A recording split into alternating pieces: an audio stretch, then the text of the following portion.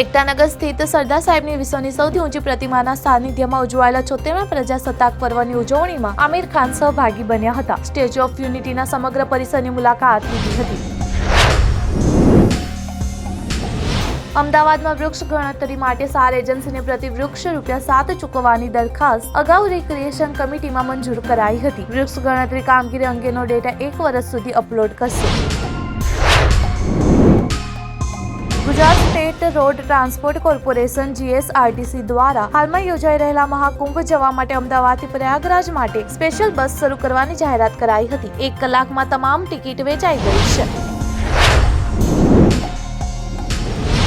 સમાજવાદી પાર્ટીના પ્રમુખ અખિલેશ યાદવ રવિવારે પ્રયાગરાજ મહાકુંભમાં આસ્થાની ડૂબકી લગાવી હતી. ગંગા સ્નાન બાદ તેઓ સાધુ સંતો અને ધર્મચાર્યોને મળવા માટે તેમની શિબિરમાં પહોંચી ગયા હતા. મહારાષ્ટ્રના પુણેમાં 1 અઠવાડિયાની અંદર ગુઇલેન બેરી સિન્ડ્રોમ નામના રોગે 100 થી વધુ લોકોને ચેપ લગાવ્યો છે. 16 દર્દીઓ વેન્ટિલેટર પર છે. સોલાપુર GBSના કારણે 1 દર્દીના મૃત્યુના સમાચાર પણ સામે આવ્યા છે.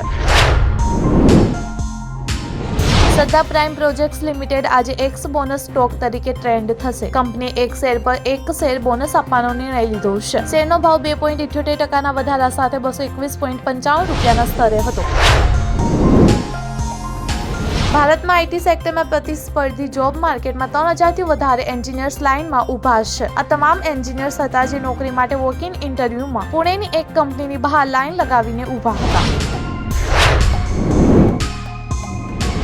ભારતીય શેરબજારમાં આજે 27 જાન્યુઆરીએ પ્રારંભિક ટ્રેડિંગ દરમિયાન સેન્સેક્સ અને નિફ્ટી બંનેમાં ઘટાડો જોવા મળ્યો હતો. સેન્સેક્સમાં 490.03 નો ઘટાડો જોવા મળ્યો છે.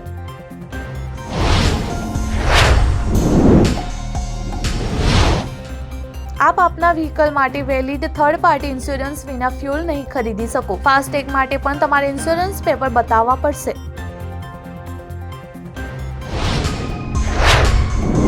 પ્રધાનમંત્રી નરેન્દ્ર મોદીએ રવિવારે ભારતના 76મા પ્રજાસત્તાક દિવસ પર આયોજિત કાર્યક્રમ દરમિયાન કર્તવ્ય પથ પર કચરો ઉઠાવીને સ્વચ્છ ભારત પ્રત્યે પોતાની કટિબદ્ધતા દર્શાવતો એક સશક્ત ઉદાહરણ રજૂ કર્યું છે.